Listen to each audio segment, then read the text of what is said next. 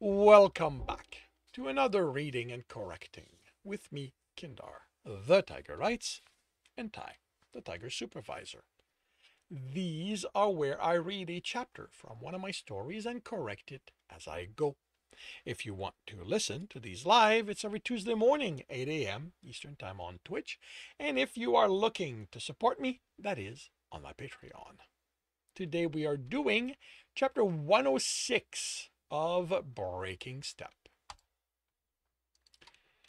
Sherba came a step at the top of the stairs. How? She couldn't seem to continue, and awe showed on her face.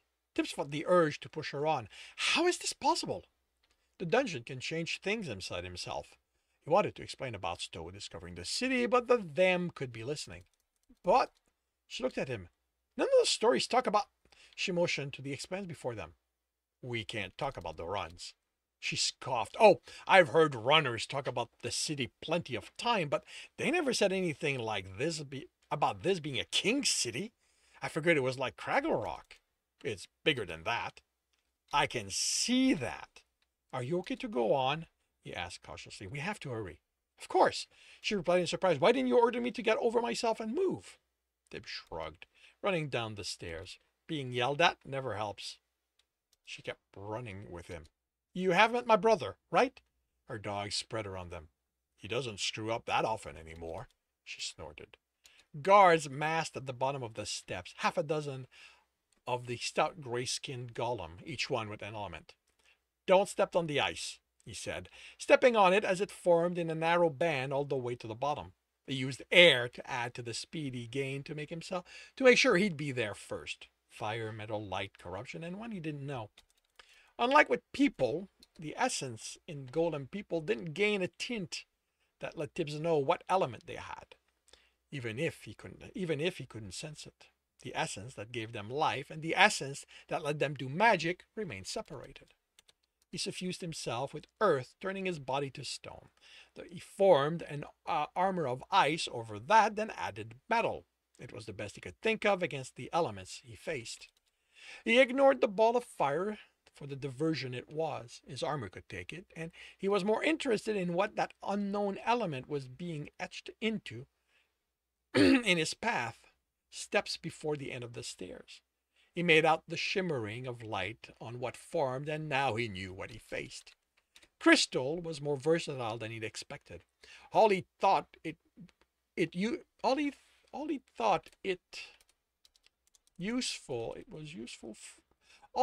useful for was to play with light and make fragile knives. But that had been before he remembered that essence wasn't crystal. It was what the runner wielding it made it to be. It could be made as strong as metal, as slick as ice, or as hard as earth. He'd watched crystal runners train, a fighter using it to deflect arrows, light attacks, and even fire. This would be sharp, he could make the points, and the net stretched past the stairs, beyond what they'd normally do. The golem people couldn't plan for a specific runner, so they shouldn't know how much he could do, unless they were being directed. And since he knew Stowe was in trouble, this had to be the them's doing. But that was okay. All they had to go on was what they'd seen Tibs do. It was a good thing Dawn wasn't here, because Tibs was going to have to try a lot of things if he wanted to be sure to surprise his enemy. He just hoped none of them exploded, unless that was what he needed it to do. He etched the air ahead of him, connected the line. He etched air ahead of him, connected the lines with a filigree of dew at the points for sharpness. Over that, he put corruption with a filigree of Ike to make it solid. He didn't bother with Ka, since there wouldn't be enough time for Ike to rip the etching apart. Then connected that filigree with the one of dew with all, so he could the corruption leach into the air essence, eating that etching, and he was out of time. The etching folded in under. Okay. His etching folded under the impact. His etching folded under the impact, and corruption weakened the net but Tibbs still ended up cut to the point he could hardly think. Enough, he couldn't stop his reflex in switching to purity to heal, and the golem's stone fist shattered his ice, metal armor and broke a lot of things in Tibbs's chest as he flew into a building's wall. The injuries healed before he hit, then those healed before he fell to the ground and got back to his feet. But the memory of the pain fogged his mind, and he wondered what was taking Jackal so long to take advantage of the distraction he'd provided. Only Jackal wasn't there. He needed to deal with the golems himself, and as much sense as it made to keep purity when he was a distraction, this required being able to act without them having time to react. He suffused himself with darkness and etched his sheath and ran at the guards.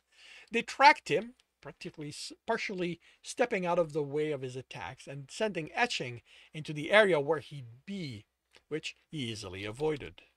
This wasn't how they should act. Stowe made them the way he understood people. Even his not regular golem people had always acted on what they saw and heard, or the essence they could sense. This was them knowing where he was. No, that didn't seem right. Like Stowe, the them couldn't see Tibbs's essence. So no, like Stowe, the them could see Tibbs's essence. So he knew where he was, even with the sheath. So if they were controlling the golems, they'd know where he was and would aim better. This was as if they were telling the golems where he'd be, but couldn't control how they'd act on the information. That sloppiness let him cut the light guard after blocking his attack, then plant his ice knife in the crystal guard, letting it explode ice inside as he formed a new one in time to parry the light sword, which cut it in half as it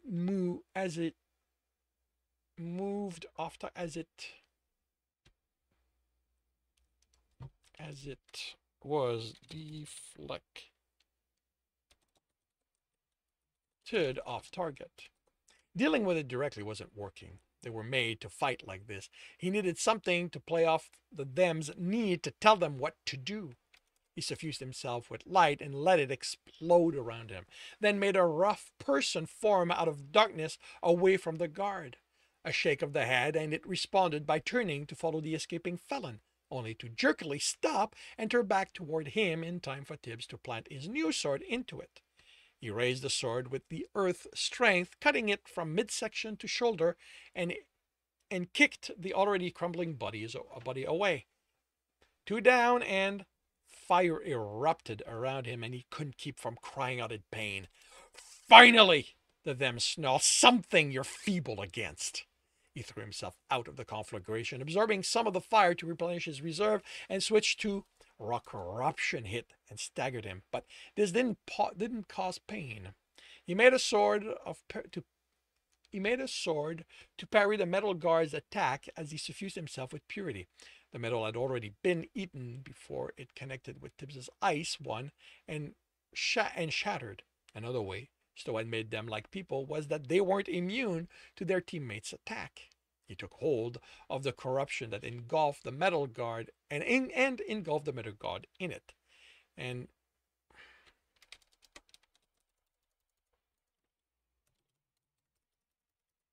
it kept trying to hit him until there wasn't enough of it left to move. Tibbs jumped, using air for added height, as he felt the fire etching for him. Then a torrent of wind sent him out of control. Suffused himself with earth before hitting the ground. Had he missed one? Spreading his sense revealed the approaching golem. He stayed on the ground, channeling earth, as the earth guard slammed his foot on his back. There was no point in trying anything else with the fire guard there to hurt him. He sent his essence into the ground and ripped control away from them with more ease than he expected he'd manage with Stowe. They fought him for him, but it was already too late. The ground under the guard opened up and closed once it had swallowed it. He sent more essence to do the same with the corruption and earth guard. The corruption one sent himself up on a jet of essence while the other ignored it. Tibbs opened the ground under it and only then realized it had a netching stretching as the ground moved, keeping it from falling in. Tib stared, impressed at the cleverness. It had to be something Ganny had come up with. This was her kind of clever. The guard's foot continued slamming on Tibs's back to no effect. He had put too much essence for the guard to hurt him. He pushed himself up, and it switched to punching him.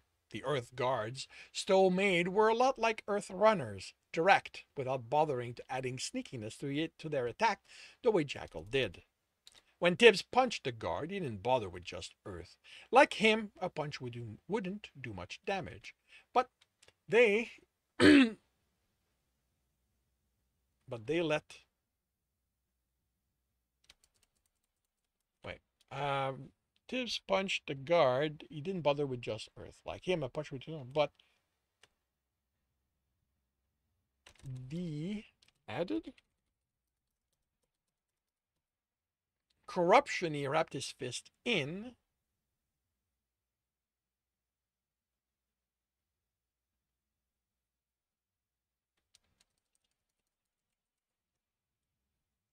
With an etching of all, since he'd already seen how it made that element spread.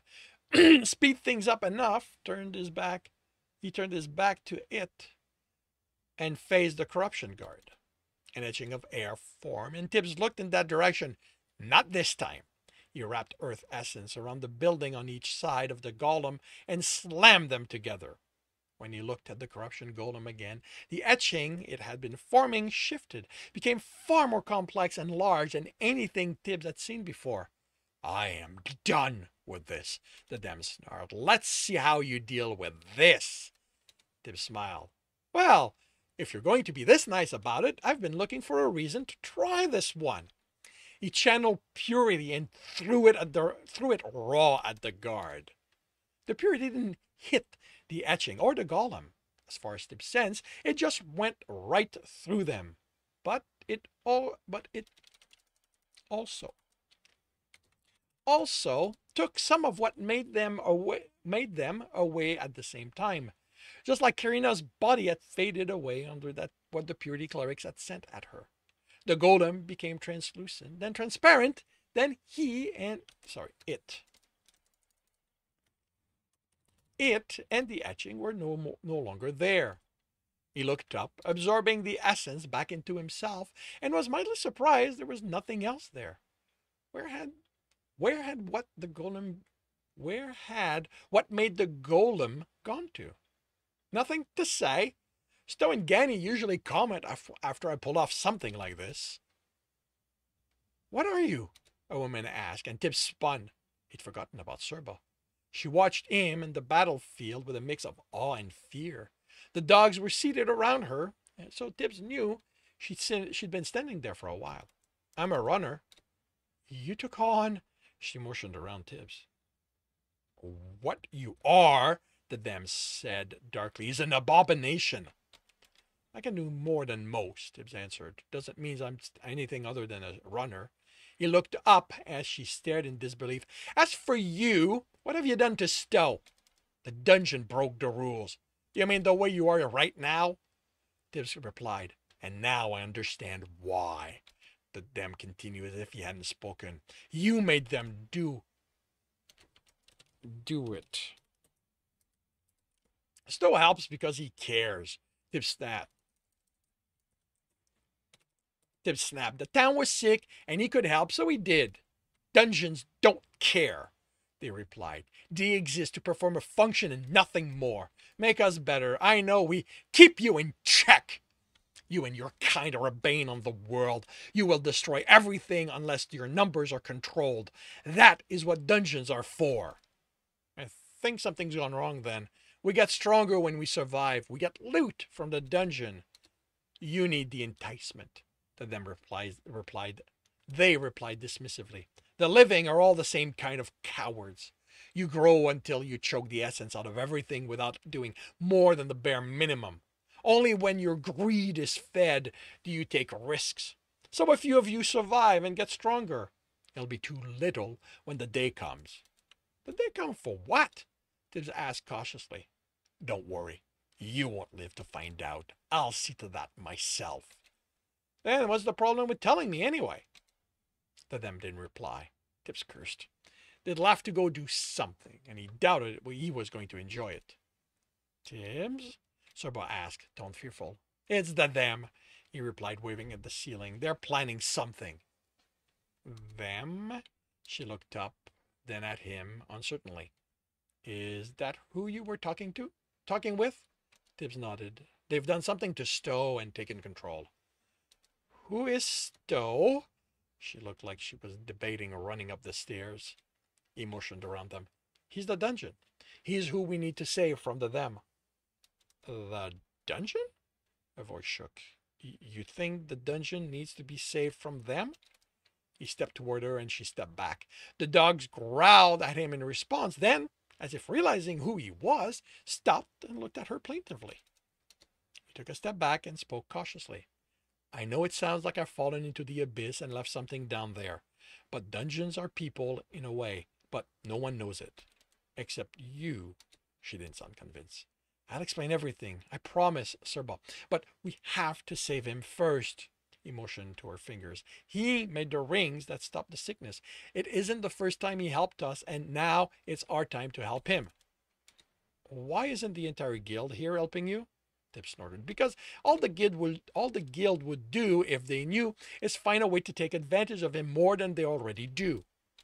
What about the other runners? Your team? She narrowed her eyes. Does Jekyll know about? She motioned around them. Of course he does, Tibbs replied, not meaning for the exasperation to come through. He's my team leader, but I didn't have time to get to anyone else, he lied. You're the one person I have helping me.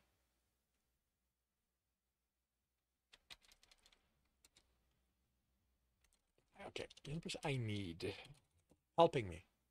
She smiled as she straightened, and Tibbs realized she thought he considered her more important to this than Jackal.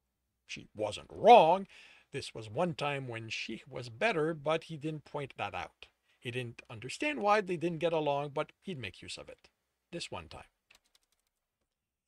And this concludes chapter 106 of Breaking Step. If you are enjoying this, please leave a like. If you want to know when the next one will be up, subscribe and hit the bell. If you want to read this story, as well as the other books in the series, they are up for free on Royal Road. If you want to read ahead of that and support me in the process, that is on my Patreon, where we are about 20 chapters. If you want to listen to these live, it's every Tuesday morning, 8 a.m. Eastern Time on Twitch. The links are in the notes, and with that, I shall wish you a good day.